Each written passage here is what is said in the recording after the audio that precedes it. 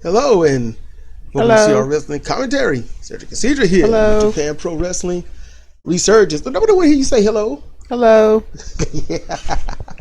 Hey, okay, look, so we just got done listening to Will Ospreay's promo, and I want to dislike it, but I can't. I want to dislike it but so much. He bags on AEW so properly. It's like, and no. He said that shit I was saying a long time ago. I just didn't include him because it wasn't a factor at the time. He got stripped. He got hurt. He got stripped of the title. Moxley had that shit for a year at New Japan, the US belt. New Japan let that shit ride. I'm like, y'all just let this dude hold on to your belt. Y'all don't give a shit about the belt. You ain't got that kind of respect or integrity. Where are your balls? and then when they do send them in, they send first Nagata Yuji, one, you know, who would never win that belt, and then number two, Minoru Suzuki. And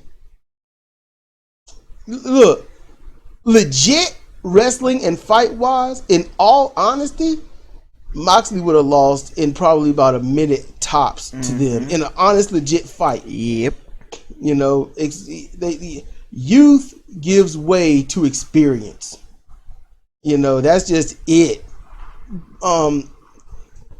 Will pulls out what, I guess, the unified title. You said? I think it's a unified belt. I think, yeah. Okay. It just, what, self-proclaims himself as champion or something? I don't know if he proclaimed himself, but if he got stripped, that means he had the belt. And that was like, you ain't champion no more, so he still had the belt. I'm guessing that's what happened. Either Ospreay being any form of heavyweight champion in New Japan is still a blight on the system when they passed over so many people. Here's the thing. Okay, and y'all put me on record on this. Until they give Tomohiro Ishii that heavyweight title and give him a legit run with it, meaning it looks real, okay, and not some, you know, well, you won it and he's going in a month. Until they give him that belt, anyone who has it will never have earned it. I agree. I'm gonna throw Takagi Shingo's different. Minoru in there, but Takagi and Minoru should be included. Yes. That's just it. And to further Ospreay's point, didn't the same thing happen with Jericho? Didn't Jericho win a belt and hold it for like ever? IC belt. I think he had it for like 3 or 6 months. Yeah. Never defended. And it wasn't no damn pandemic. Nope. And that's one of their top belts. Japan just said, fuck it. So yeah, he's got genuine gripe. What I say, if you're going to be a heel, the best thing you can do as a promo is tell the truth. Tell the truth. That's how you get legit good heat. Mm-hmm. And yeah, he insulted, you know, the young bucks, middle-aged bucks, the AEW. bucks. You know, what they gonna do? The taunt and promo stealers. They ain't gonna do shit. Yeah, they ain't gonna do shit. You know, they all ran from New Japan. I mean, yeah, because New Japan was like, y'all gonna stay here. You need to wrestle like y'all know what you're doing, and they're like, we don't know what we're doing. We just do stunts until and please the crowd, and then that's it. You know, we don't do wrestling. We just do acrobats. Mm-hmm. You know, that's pretty much it. You know, see him slap on a side headlock. Let him see somebody put somebody in a wear down hole and stuff like that. But Will Ospreay, he was talking that junk, and then he started on LA Dojo, and he was like, "Oh, so that pissed y'all off." Mm-hmm. And it was like, "Okay, Ospreay, I get it, but you don't have to let on that you're trying to get a rise out of him. That's when you're trolling. A heel is to be a troll, but you're a dick troll when you point out that you're trying to troll. Just like when someone does something to piss somebody off, oh, are you triggered? Well, see, now you expose that you're just being a dumbass. Mm-hmm. And, you know, you're meaningless. I'm still not an Ospreay fan, but I couldn't dislike what he said either. Not at all. That's what good heels do. You know, so... That's like a Jeff Jarrett style heel. Yeah, you know what? I would like to see Ospreay in a more legit organization. And I'm gonna tell you why. I'm gonna say New Japan's legit, but he speaks English, and the fans there only pick up at best 5% of what he says, unless those ones speak English or understand it and can translate it to their friends. But then they'd be too busy translating for them to get it across. And English or U.S. style dialect and what each one respectively mean behind their words are vastly different, which are also vastly different from what is considered heel or humorous in Japan. Exactly. So that's why I'm saying, you know, wrestling is pretty much here in the US about your promo and then your in-ring action. And Ospreay's in-ring action has pretty much left him injury prone and dangerous to others, you know. So while his promo was really good, I didn't really understand the end part when he was picking on LA Dojo. But, you know, he did heel spots. He did it good. Just, I gotta say this. I wish I could dislike Ospreay because he's that good of a heel. Like I dislike MJF. Yeah. Here's the thing, I dislike MJF. I dislike MJF because of his heel promos, but I have no respect for him because of what he's allowed AEW to do to him. There's a difference. I hated Flair-ish, sort of, somewhat, but I respected him. You know? You didn't hate Flair. I didn't hate Flair. You didn't hate Flair. Because I was just, you know, mainly confuzzled about it all. Like, this guy looks cool. He's out of his mind. He's crazy, but I can't see why everyone boo him. It was a strange thing for me. He was a little fella. Who? You. Yeah, I was little. And Ospreay, he's alright. Just Ospreay can do a good heel promo. I'm not gonna doubt that. It's just he can do it here in front of the United States audience, but still, when he speaks too fast, his accent, you don't know what he's saying. You don't know what he's saying. So he's got to be damn bad for the poor Japanese. Exactly. And so that's the issue with him and all of this right here, you know. But I have to follow New Japan in order to see what's really going on. Or, hey, Zimbo, you could fill me in on the rivalry or something. Yeah, clue us in. I think it's distasteful that Will could just call himself a champion or something just because he was treated unfairly due to how, you know, compare and contrast, John Moxley was treated. You know, I can see that. Hell, if I was New Japan, I would be so pissed with Moxley. I'd be like, we don't even recognize that belt. He can just have it. Why? Because not only is he champion, not only has he not defended it, but he don't even have the decency to wear that title out to the ring to show that he is a champion. Nope. You know, I mean, shit. But that right there, I'd be like, fuck you, dude. I don't like Moxley anyway. Fuck that bitch. X. Yeah, X. I don't call him X because, you know, DMX died, so I'm not, you know, Malcolm X, DMX, I'm not gonna besmirch their surnames, you know, right, with Moxley. So, you know, it's that bitch. It can be Ox. I guess. Or the bald plumber. The balding plumber, as Cornette would call him. He can be one of them goons from Popeye, because that's the way he walked with all them damn arms and shoulders. The goon. Yeah, he do. Mm-hmm. He do walk like the goons. Mm-hmm. Damn. He trying to be Vince McMahon, but he can't. You know. But yep, it's been almost 10 minutes. We've talked enough about this. But you know, I just don't like this. You know, New Japan finds a way to do something decent and then fuck up something major. You know, I'm gonna cut your grass, trim your hedges, plant the flowers, you know, blast your door down and set fire to a part of your house and give you one fire extinguisher. Better use it right. That's not cool. And be like, don't you like what we've done? Motherfucker, You know. So, anyway, so my squeaky chair. Yeah, we're gonna get on to the next stuff or whatever happens after this. We got an hour of stuff, so let's roll. All right, so the next thing is the Good Brothers versus Goon and Nagata Yuji.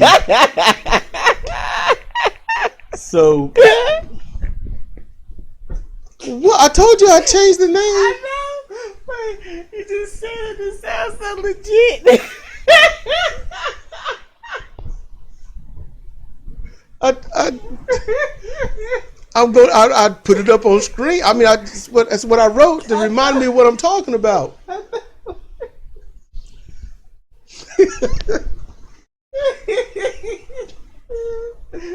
It's just like this is smooth. Oh shit! It's really good. Okay. So the match went basically standard tag match. It's relatively more or less short. Short for a New Japan match anyway. Really short. And Goon got the hardcore stuff in, and Nagata barely did anything, but Nagato's the one that got pinned after the Magic Killer. And, the Good Brothers win, even though the Good Brothers are heels. And, Goon shows that he can wrestle, but there's no hope for him. He's stupid. Yeah. He's stupid. And then it's over. And of course, in this match, it showed he could have wrestled a straight match. And I'm sitting here watching thinking, maybe he's going to wrestle a straight match. And as soon as the thought finishes in my brain, he goes up under the ring, gets a chair, starts all that bullshit. Leaves his partner in the ring to set up a chair for some shit. The Good Brothers come out there, reverse it, fuck him up. His partner's left all alone to get Magic killed. So, yeah. Bad wrestler, bad partner. Yep. Just I don't care for Goon. Every time we give him a chance, So I didn't give him a chance to tell. I just wondered when it was going to happen. Yeah. But then it happened so late. I thought maybe there was a chance. I mean, I let my defense down just for a little bit, and he was like, "No." So, and then it's over, and then the Good Brothers want to talk, and then the mic gets cut, and I was like, it'd be funny if Tom was fucking with him and stuff, and then God come out, and I'm like, Tom, what? I thought it was lower at first. But I was like, he's lost a little weight, and his face looked a little different. Something happened with Tonga Loa, but I'll go with it. And I was like, but he reminds me so much of Tama Tonga.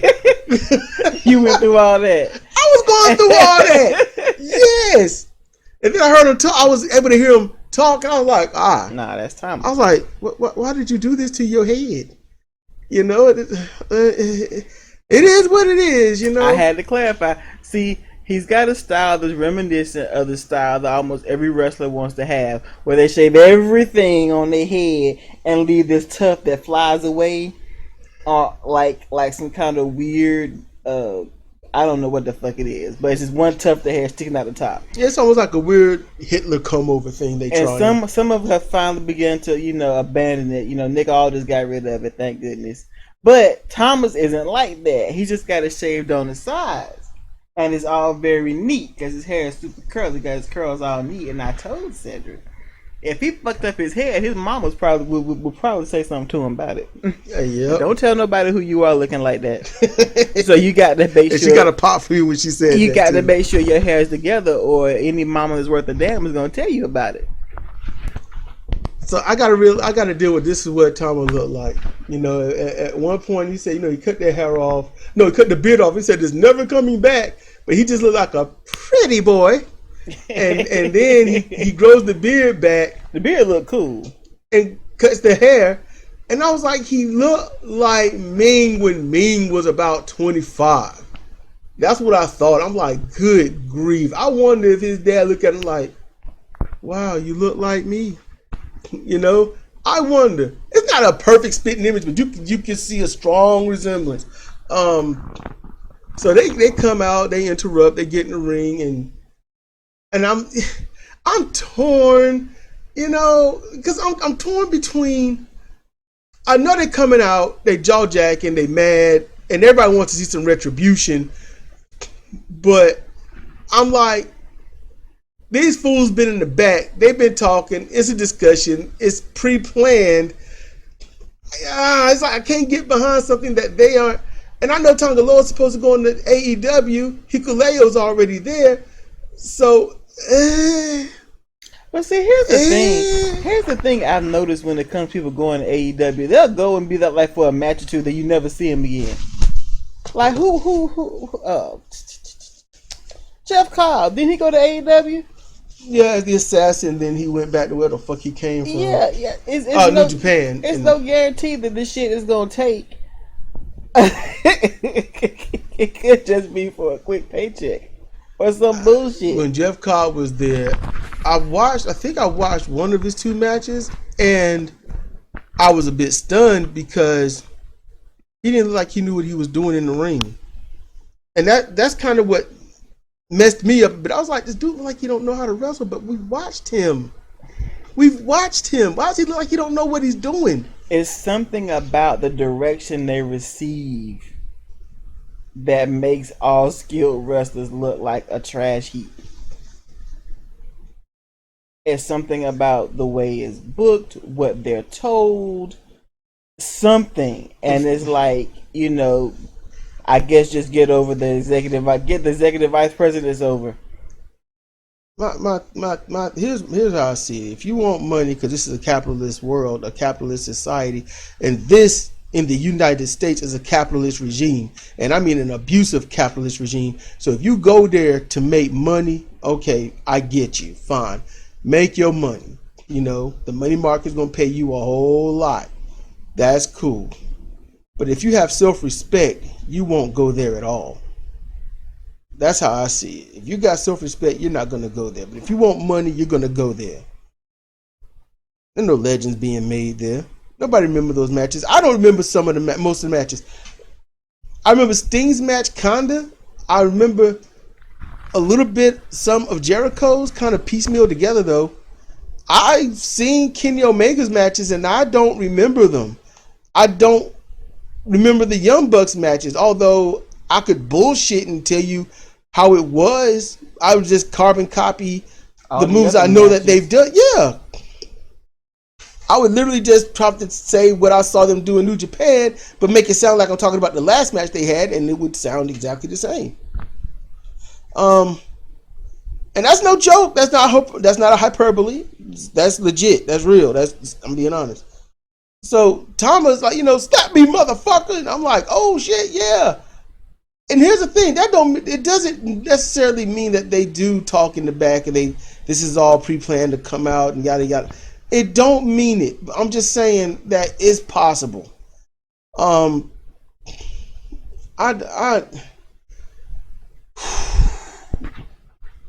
know how I would do it if I were in charge, how I would do this storyline. But they're not gonna do it that way, and it sucks. Tama Tonga, he deserves better than what is happening, and it's taking a lot of work to destroy Bullet Club, but it's happening. It's happening, and Bullet Club is losing identity. I don't know. That's what it seems like. If I'm wrong, I'm wrong, and I hope I am. People down Bullet Club. Bullet Club, they were the hottest goddamn faction on the planet. Mm-hmm. And I'm talking about legit better than any other faction that's out there. The only other faction that has ever outdone Bullet Club was the Horsemen. That's the only faction that's outdone it. So y'all keep that in mind. And Bullet Club comes way after the Horsemen. Way after. Way after. Evolution ain't got shit on either one of them. There was the flash in the pan that had a good theme song. That's it. It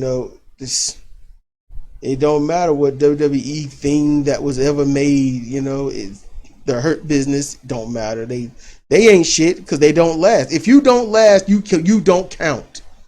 The Horsemen was broken up over time by companies failing and people being fired and stuff. Not because I just feel like doing something different today. Yeah. You know, y'all keep that in mind. And Bullet Club is ending roughly the same way because that's what it would take. So they, you know, so yeah. In any case, you know, we've talked long enough about this. I'm not happy with this whole transaction thing, and I'm just saying the smart thing to do is actually try to get some kind of actual retribution, you know, because the fans want Bullet Club, they want God to destroy the Good Brothers. That's what they want. They want them to put their hurt on them and make them get on their knees and apologize for fucking up, for abandoning their baby, their child. That's what they did. That's what the people want. You started this and you abandoned it. You know, that's that fucked up shit right there. It was so bastardized with the fucking elite when they all left and started AEW. You know, you kind of hope that Bullet Club would just be in Japan. You know what I'm saying? Yep. Not bring it back. Yeah. Bring it back to the States. Yeah. For nothing. Just to for get nothing. Because they're going to get ran over. You think about what they did with FTR. Think about what they did with them. They're going to do the same thing with Bullet Club. Same thing. Anyway, let's roll. Okay, so final match of part 3. Never Openweight Championship. David Finlay challenges Jay White, the champion. And I'm going to be straight up. It is basically the same match that they always have. Okay? Every time they wrestle, it's the same format. But I got to say this. It's been a while since we've watched New Japan. It's been a while since we've seen Finlay. Jay White, nothing's changed. Nope. He's just epic. Mm-hmm. He's just epic. David Finlay has added a lot to his repertoire. He has stepped up his game. He has trimmed down, cut off his beard. You barely recognize him. He looked like 25-year-old Jericho fucked 25-year-old Kid Cash. That's what that looked like. Cash and Jericho's love child. Well, it wasn't love. It was just, for the moment. Yeah. Don't confuse it. Mm-hmm. So, now look, I'm not saying the match was boring because it won't. It was far from boring. But the Finlay side of it was a lot better than it normally is. Yes. Because he is faster. He's quicker. His moves are more explosive. He has urgency. He's added a few more moves to his repertoire, but a lot of the same moves. But it's just he's more explosive, and I commented that it seems like Jay has been working with him because he's explosive in a way that Jay White is, that nobody else seems to be. Mm-mm. And we know they're old dojo pals, and then they're going to be enemies in front of you. But you can tell when people train together, they end up mimicking each other. If you've listened to Jim Cornette's podcast or Brian Last, whether it's the Experience or whatnot,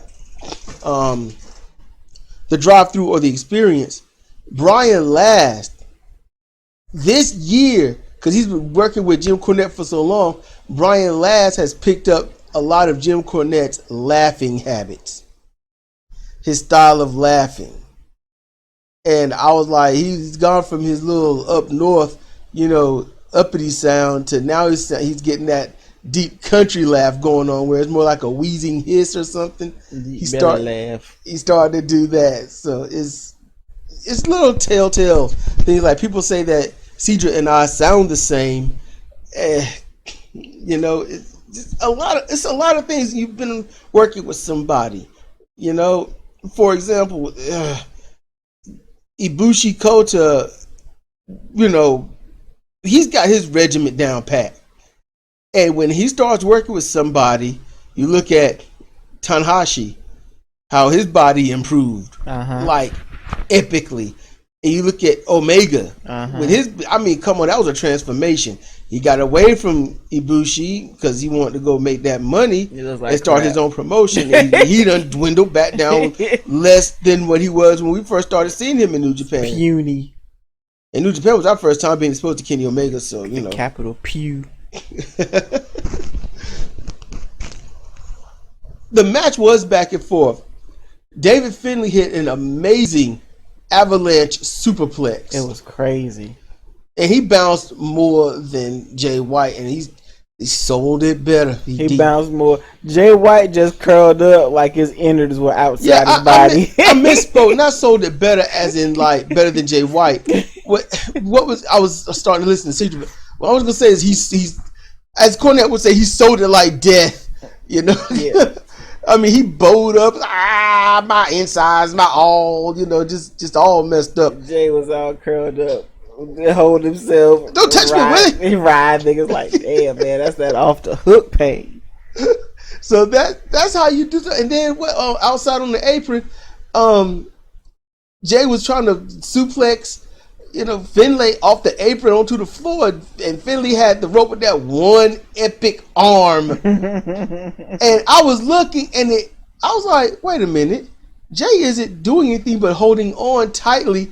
Finlay is controlling how far back they go. I was, I hate to have a keen eye. I wish I didn't have a keen eye. So I could literally just be lost in it, but damn it, now I see shit. And no one's explained this stuff to me. It's just, I don't know, maybe because I'm older, or maybe, I don't know. I don't know what allows me to see these things. I don't know. But, it doesn't take away, it doesn't take away from the match. It's weird. I'm not even sleepy. I don't know. I'm still hungry. It's bugging me. I'm still hungry. So what should we have? Seafood. So that ain't much. Even though we spent a grip, it still won't much. Oh crap! I hate this. But Finlay's got to be one of the most improved wrestlers I have seen in a while. I mean, good grief. Oh man, New Japan Pro Wrestling is one of the few organizations that still do in-ring professional wrestling right. I want to be very specific. I'm going to talk about who holds a title, their choice of who wins and loses, and stuff like that. In-ring work, they do it right. Yeah, the match mechanics looks good. But at the end, you know who won. So, the attempted Shiranui or rope run cutter, whichever Finlay was going to do. But Jay got out of that and turned it over into the switchblade, and that was a wrap. Yep. He got the 3 count. And then Tomohiro come out, and I was like, oh no. Mm-hmm. And Jay's like, go away! Beating you one, do it again! Don't get any more chances. Yep. And then he cut a promo and whatnot. And Jay White usually does a real good promo. And he did. And, in the Japan audience, it's lost. Mm-hmm. Here, it was found. So, that's a good thing. And the thing I was going to say, but I held it for this review of the match is, in the promo that Jay White, because he talks about how, he's the only Grand Slam winner in New Japan. He's held all the belts, all the singles belts. And, when he's held junior too, didn't he? Nah, he came in as a heavyweight. Yeah, he did, even though he's lighter than most juniors. Yeah. But, then you think about Ishii, who hasn't been there forever, but he's been there for a lot longer. And he hasn't gotten the belts. Jay White did this in 3 years? Yep. He got all these belts in 3 years, whereas I don't know how long Ishii has been in Japan Pro Wrestling, but he's been there far longer, kicking ass and getting victories, and they will not give this man. It boggles my mind. What the fuck does he have to do? Maybe I think when you fucking the boss's daughter, you know, Jay White fucks from the right side. I think Ishii is coming from the left. he that's need what to it tell is. Jay White to move over so he can learn the technique. Your hips are that way, and you put your left knee on that. I got you. That's got to be what it is, because it's. How can I say this? New Japan Pro Wrestling is derelict in giving people the proper titles they deserve. You know, and this is like the mid-card championship. So, because this title don't lead to shit. This belt leads to nothing. The IC belt can lead to a world title, but this belt is like, that's just where it is. And it sucks. But yeah, this is gonna close out part 3, and we're gonna end up watching part 4. Part 4 might just be 1 or 2 matches. It just depends on whatever's left in this event. But you know, I'm still pleased. Jay White is still on top, doing good for himself. You know. Yeah, he's a great performer. It's a pleasure to watch him, and then listen to him talk shit. Yeah. His little antics. He heals it up in the ring. He does a great job. I just don't have anything bad to say about Jay White. He's not sniveling. I appreciate that. I get tired of sniveling heel. When he came back and started winning titles, I was pissed because of those who deserved it before him. But it gets to the point where you just accept the bullshit and say, all right, this person as an individual, set aside all the other shit. How do you feel about this person individually without all the bullshit that surrounds? You know? So that's how I talk about Jay White right now. And the absolute best thing about Jay White is he performs the same whether he is in an opening match or whether he is wrestling for the heavyweight title or defending it. He performs at the same high and intense quality. And that is a champion, y'all. That is a damn champion. So, with that said, we're going to get to watching this last one for part 4. But this has been Cedric and Cedric for CR Wrestling Commentary. Thank you for listening.